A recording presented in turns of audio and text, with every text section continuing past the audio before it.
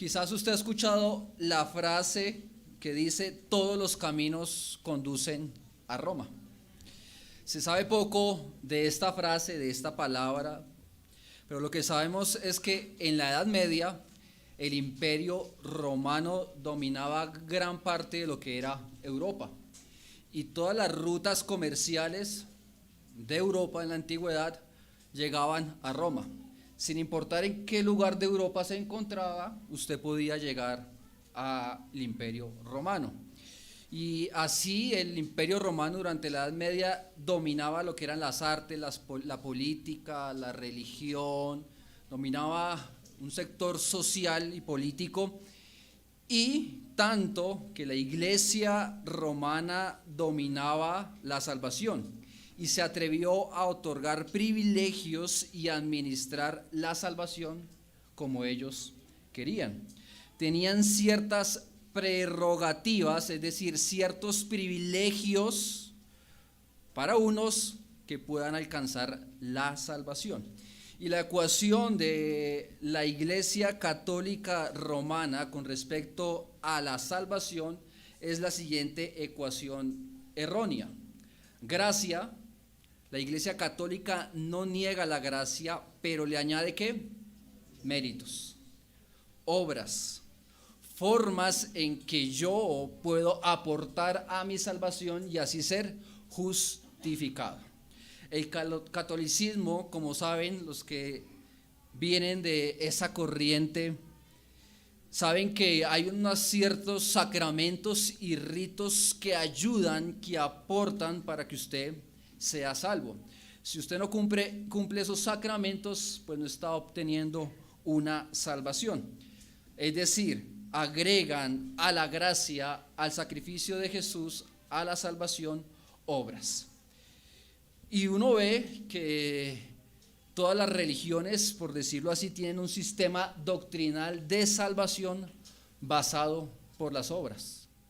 Toda religión invita a que la persona tenga que hacer algo para alcanzar la salvación.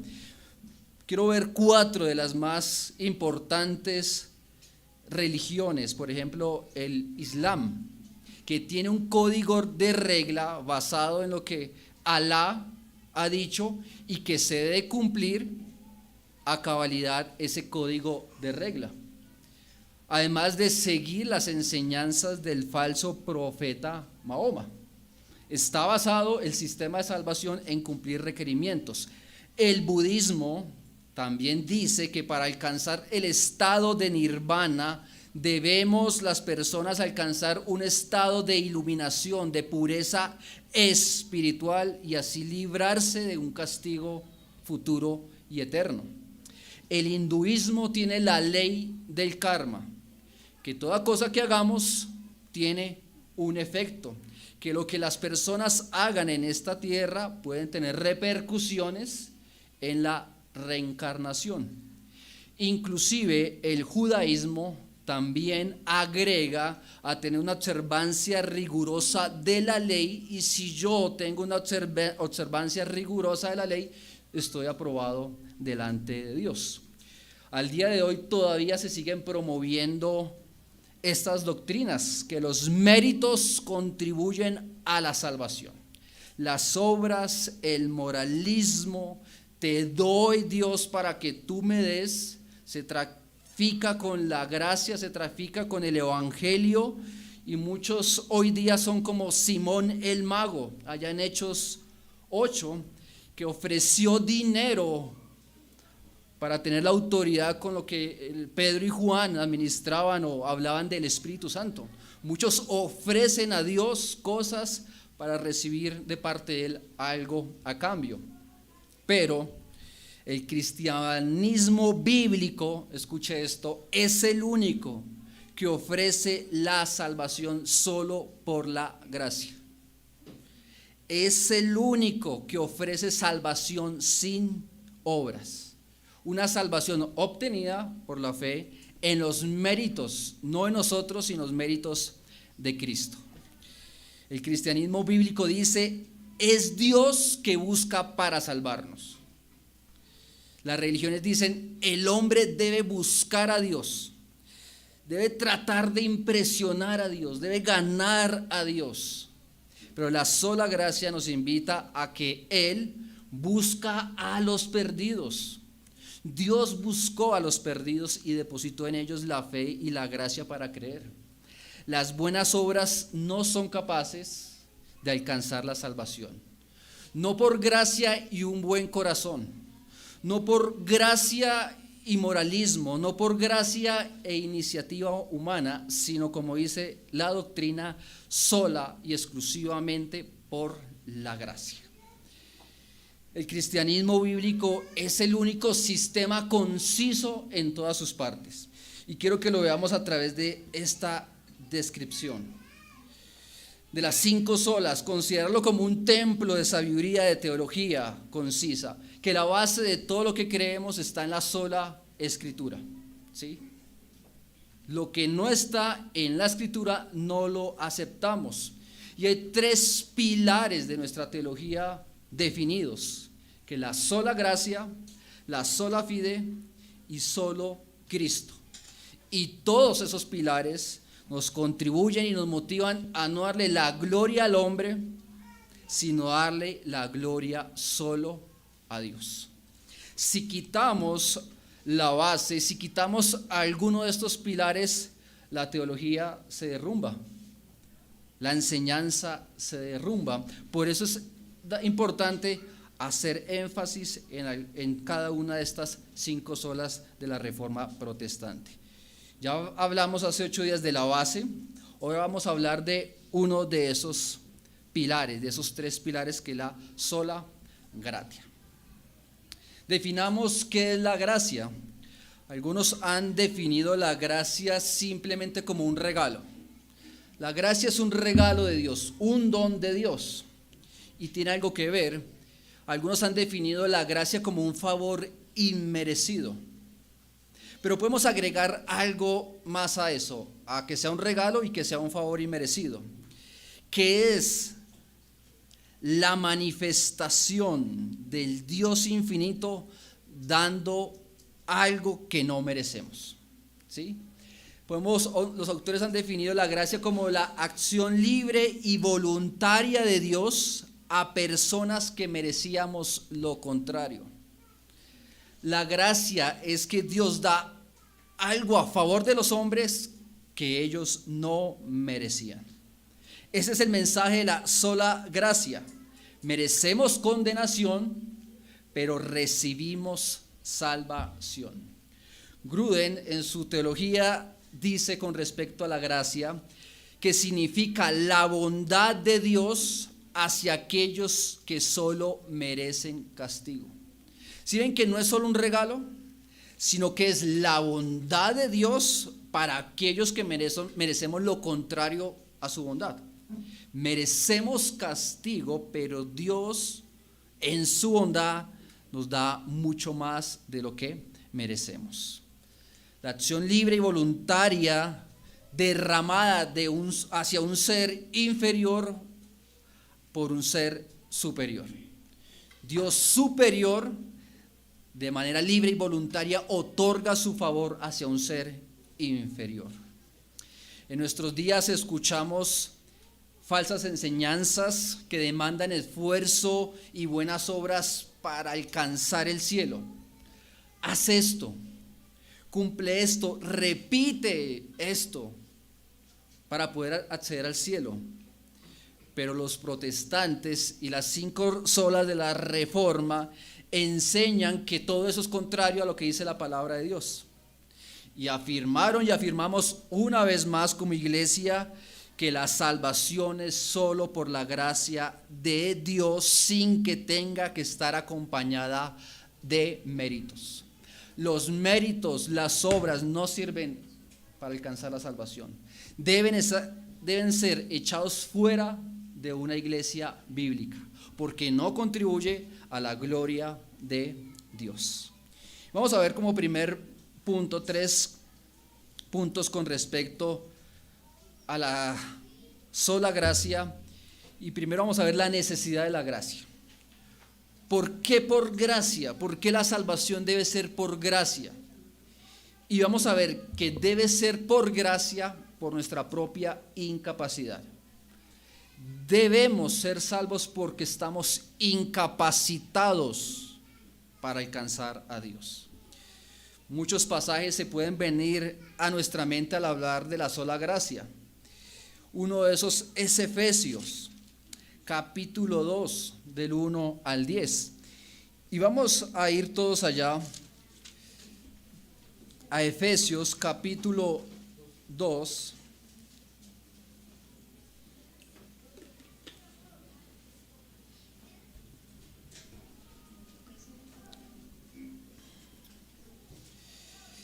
Y voy a leer del versículo 1 al 10.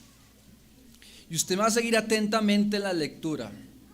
Y vamos a ir cómo se desarrolla la doctrina de la gracia por Pablo en esta epístola. Los invito a que hagan una tarea. En casa lean esta semana la epístola de los Efesios, el capítulo 1 y el capítulo 2 de forma seguida. ¿Sí? Seremos sorprendidos, animados con respecto a nuestra salvación. Dice así el capítulo 2, versículo 1 al 10. Y Él os dio vida a vosotros cuando estabais muertos en vuestros delitos y pecados, en los cuales anduvisteis en otro tiempo, siguiendo la corriente de este mundo, conforme al príncipe de la potestad del aire, el espíritu que ahora opera en los hijos de desobediencia, entre los cuales también todos nosotros vivimos en otro tiempo en los deseos de nuestra carne, haciendo la voluntad de la carne y de los pensamientos, y éramos por naturaleza hijos de ira, lo mismo que los demás. Pero Dios, que es rico en misericordia, por su gran amor con que nos amó, aún estando nosotros muertos en pecados, nos dio vida juntamente con Cristo. Por gracia sois salvos, y juntamente con Él nos resucitó, y asimismo nos hizo sentar en lugares celestiales con Cristo Jesús, para mostrar en los siglos venideros las abundantes riquezas de su gracia en su bondad para con nosotros en Cristo Jesús. Porque por gracia sois salvos por medio de la fe, y esto no de vosotros, pues es don de Dios. 9. No por obras, para que nadie se gloríe, porque somos hechura suya, creados en Cristo Jesús para buenas obras, las cuales Dios preparó de antemano para que anduviésemos en ella. Y toda la iglesia dice amén. Vamos a ver a través de este pasaje, primero, que estamos incapacitados a contribuir a nuestra salvación, y vamos a ver cómo se desarrolla o cómo Pablo desarrolló el contraste entre lo que éramos y lo que somos por gracia. Tengo aquí el pasaje, el versículo, y vamos a ver primero lo que éramos, ¿sí? La escena terrible de los versículos 1 al 3. La escena terrible que tenemos en nuestro contexto es que estamos primero que muertos. Estamos muertos. Un muerto no puede contribuir a su salvación. Estamos inhabilitados, no tenemos la capacidad de correr a Dios porque estamos muertos, ¿sí?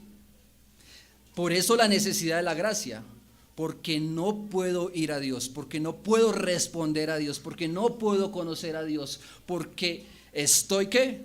Muerto. Y estamos muertos en ¿qué? Dice delitos y pecados.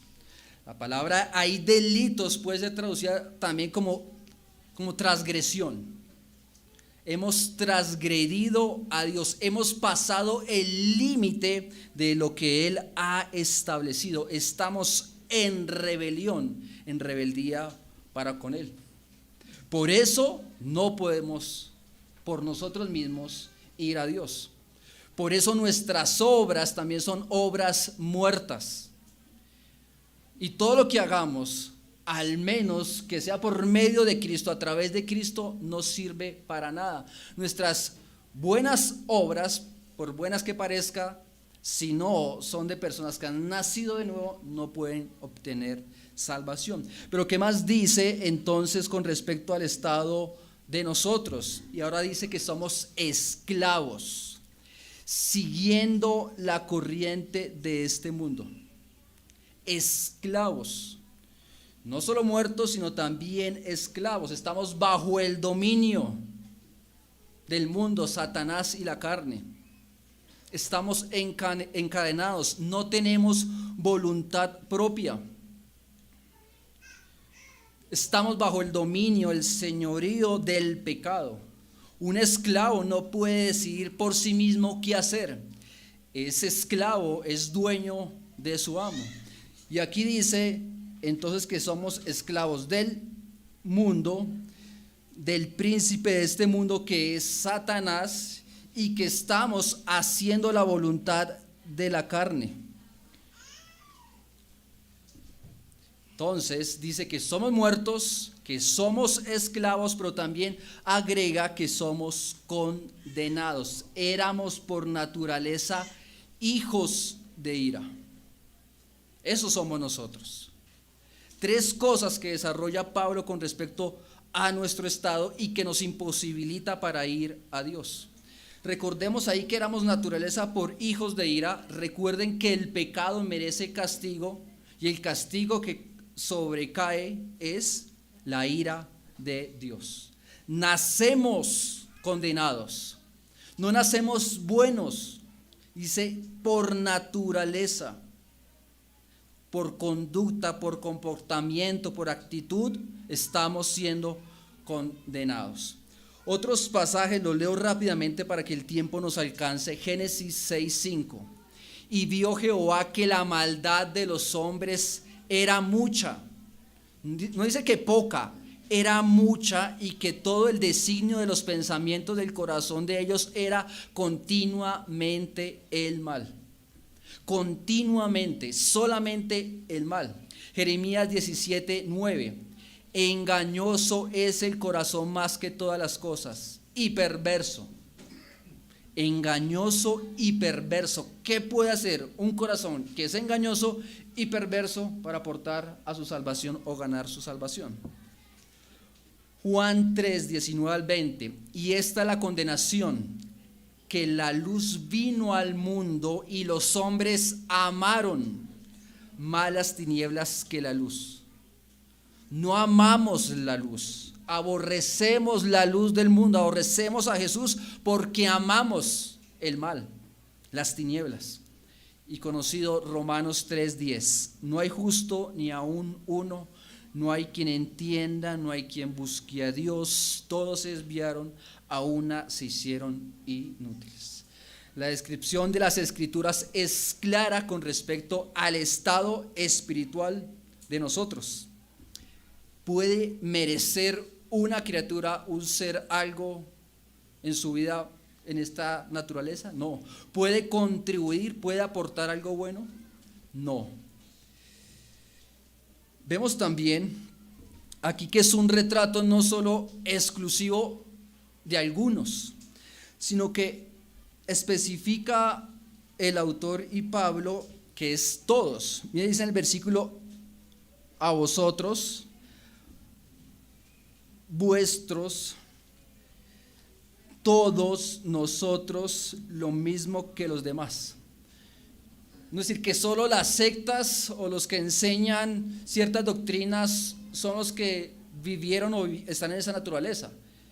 Es universal, ¿sí? Dice la Iglesia Católica en alguno de sus tratados que Dios ha otorgado una gracia especial sobre algunos que están capacitados para otorgar salvación, pero incluye lo que dice Pablo aquí: estamos todos nosotros, lo mismo que los demás en esta condición. Quiero agregar tres controversias con respecto a esto. Tres controversias, y la primera, la que desarrolló Agustín y Pelagio. en el primer siglo, Agustín decía que estamos incapacitados, tenemos una corrupción moral total que nos imposibilita para inclinarnos a Dios. Pero el monje británico Pelagio dice que no somos tan malos, que la caída de Adán solo afectó a Adán y no a la posteridad. Y Pelagio afirma que hay una justicia buena en nosotros que nos permite ir a Dios sin la ayuda de la gracia. Pelagio fue condenado en otros concilios, pero esta enseñanza de Pelagio sigue presente en la iglesia hoy día. Que en nosotros hay un bien, ¿sí? Que en nosotros no hay maldad, que eso solo afectó a Adán y a Eva en el huerto del Edén y que no hay imputación de la culpa a los descendientes. Recordemos que la enseñanza de Agustín y los escritos de Agustín, leídos por Lutero y Calvino, los ayudó a establecer una teología con respecto a la gracia de las 5 solas de la Reforma. La siguiente controversia histórica: Lutero versus Erasmo de Rotterdam. La pregunta es: ¿cuál es el factor decisivo en la salvación del pecador? ¿Qué decide nuestra salvación? ¿La voluntad, mi voluntad, o la gracia de Dios? Lutero afirmaba una doctrina de la gracia monergista, es decir, que solo Dios trabaja en nuestra salvación. Erasmo hablaba o proponía una teología contraria al monergismo, que es sinergismo, que es cooperar, trabajar juntos para alcanzar la salvación. Es decir, yo le ayudo a Dios. La gracia no es suficiente, por eso ellos afirman una salvación sinergista, que se trabaja entre Dios y nosotros. Y la pregunta: ¿podemos cooperar de alguna manera a Dios? Porque es que estamos muertos, no enfermos, estamos muertos.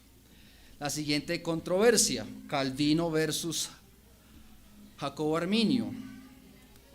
Calvino establecía, de acuerdo a las escrituras, una depravación total o corrupción radical. Pero Jacobo Arminio decía que hay algo en nosotros que todavía nos permite ir a Dios, porque tenemos una depravación parcial. Es decir, que todavía puede haber un bien en la persona que le permite alcanzar a Dios, que no estamos contaminados al extremo, que solo son pequeños destellos de maldad. Y eso llevó a que se postularan las doctrinas de la gracia, conocido como el TULIP, de acuerdo a sus siglas en inglés. Y las doctrinas de la gracia afirman correctamente el estado del hombre y que estamos imposibilitados de alcanzar a Dios. La depravación total, la elección incondicional, la expresión limitada, la gracia irresistible y la perseverancia de los santos. Así que vemos la gracia en todos los aspectos y que nos dicen que no podemos alcanzar a Dios. Vamos con el siguiente, que es la gracia soberana. Otro punto: ya vimos la necesidad. ¿Por qué necesitamos la gracia? Porque estamos incapacitados, estamos depravados, todas nuestras facultades para ir a Dios. Y ahora miremos el contraste que hace Pablo con respecto a lo que vimos anteriormente. Primero vimos del 1 al 3 lo que éramos. Y ahora, como han afirmado muchos teólogos, ese pero glorioso y bendito en las Escrituras, pero Dios, que es rico en misericordia. Y ese pero es contraste, ese pero es contraste con respecto a lo que vimos anteriormente. Éramos esto, pero Dios, que es rico en misericordia. Y quiero que veamos eso, que Dios es rico en misericordia. Ahí describimos uno de los atributos de Dios, que Dios es misericordioso, porque estamos indefensos, alejados de Dios, pero Él es rico en misericordia. Vemos también una motivación por la cual somos salvos, por su gran amor. No solo describe que Dios es misericordioso, sino también la motivación para salvarnos es su gran amor. ¿Qué nos motivó? ¿Qué motivó, a Dios para salvarnos? Porque no merecemos la salvación, no merecemos amor, merecemos juicio y condenación. Ya hemos visto que a pesar de nuestra condición, aún estando muertos en pecados, ¿qué hizo Él? Nos dio vida juntamente con Cristo, juntamente con Él nos resucitó y nos hizo sentar en lugares celestiales. La obra es de Él, no de nosotros. Es su misericordia, su amor en que Él decidió darnos vida, resucitarnos y sentarnos en lugares celestiales. Acompáñenme a Romanos capítulo 9, versículo 15 al 16.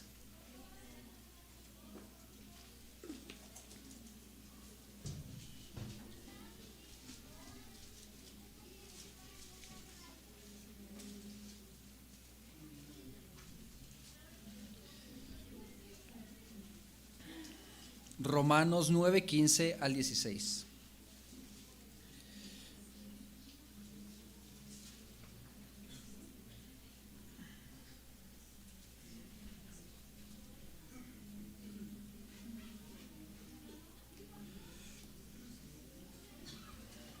Listo, vamos a leer todos a la voz de tres. 1, 2, 3.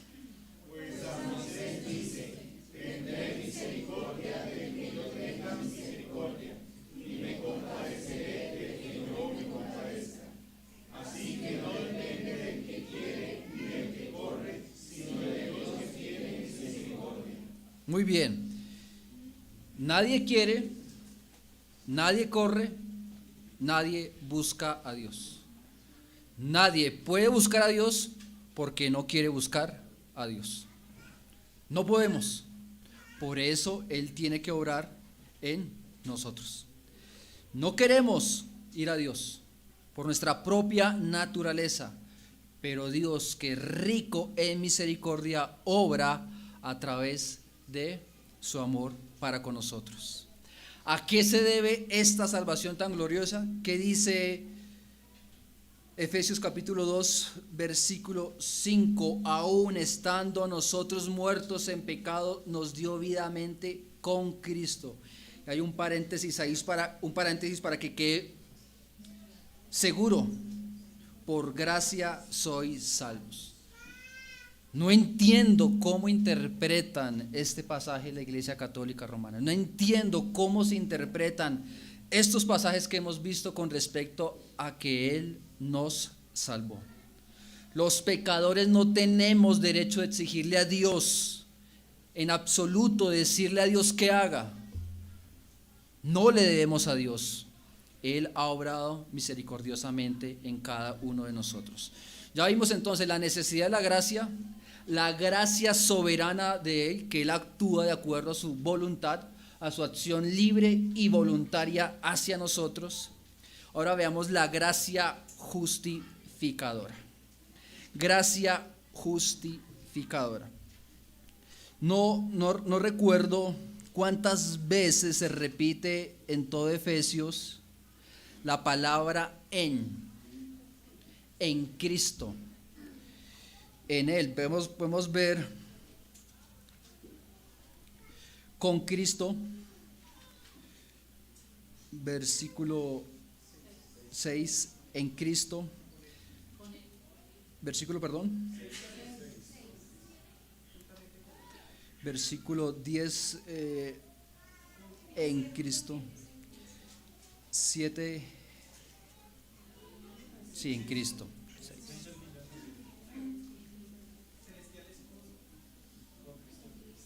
Final del 6.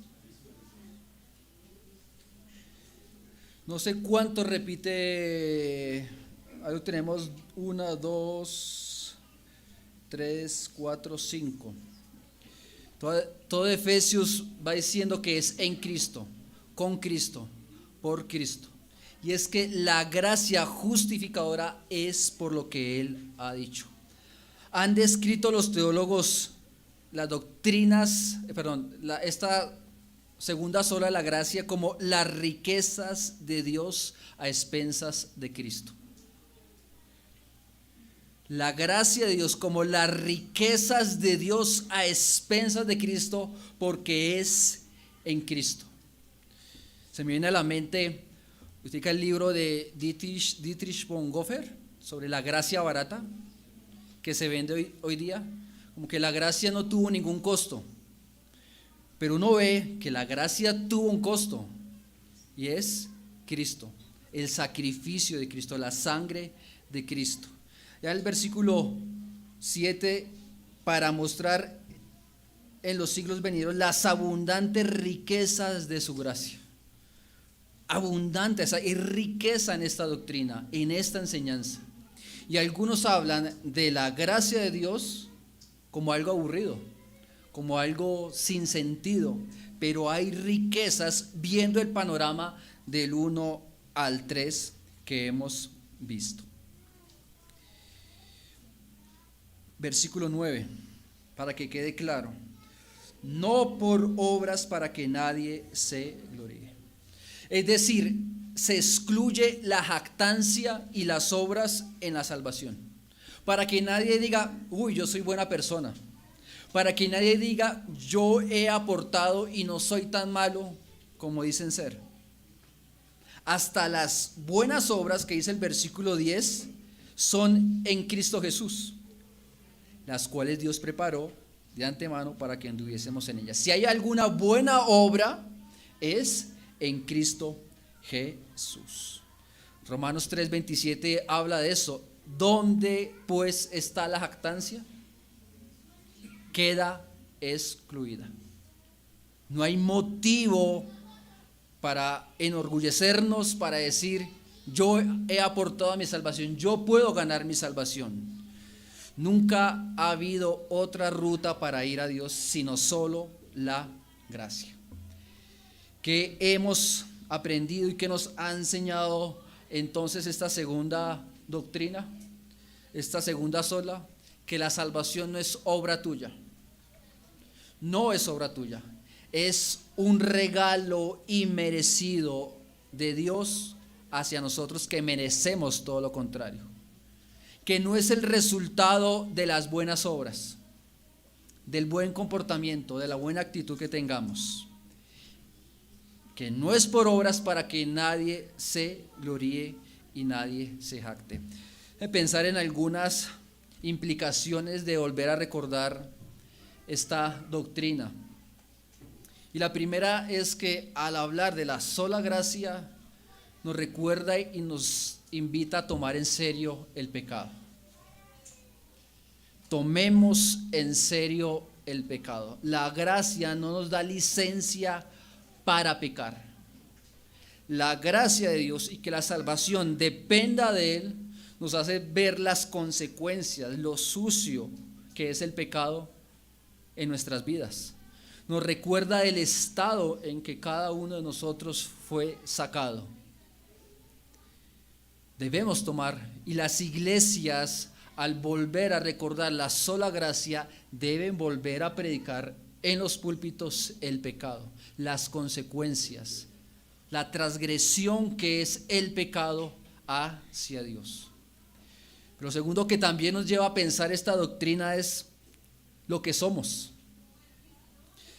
Y nos unimos no solo a los reformadores, Como decía el pastor esta mañana, lo que decía Lutero, somos mendigo. Pero uno lee las escrituras y ve a Abraham que dijo, soy polvo y ceniza.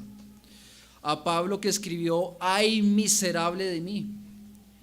Isaías que dijo, ay de mí que soy muerto. Juan en la isla de Pasmos, caí como muerto a sus pies. Esta gracia nos debe llevar a reconocer quiénes somos. No somos nada.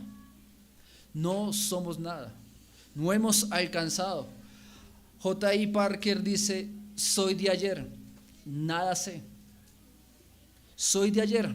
No somos grandes personas como promueven las falsas teologías hoy día. No somos campeones, no somos grandes personas, grandes hombres, grandes lumbreras. No, soy de ayer, nada sé. Nos hace recordar esta sola gracia que siempre buscamos una recompensa celestial. Siempre queremos a través de las obras como reconciliarnos con Dios. Queremos, esta semana hice esto, voy a orar. Esta semana voy a leer, voy a ofrendar, ¿sí? Y no vamos primero a la gracia. Nos gusta pensar que iremos al cielo, que somos escuchados por Dios porque lo merecemos, porque yo he hecho cosas. Pregunta, ¿esta gracia que hemos tratado de ver esta mañana te asombra? ¿Es una gracia que te asombra? ¿O es una gracia aburrida? ¿Te asombra lo que Cristo ha hecho en la cruz por nosotros? ¿O te aburre? Con razón, todos los himnos y cantos y escritos y poemas que ocurrieron después de la Reforma agregan palabras como gracia abundante, gracia asombrosa, gracia sin límites, fuente de gracia, Dios de gracia, gracia incomparable, gracia sobreabundante, gracia perdonadora, gracia inagotable, gracia inconmensurable, gracia admirable. La palabra gracia, gracia y gracia y gracia y gracia por todo lado.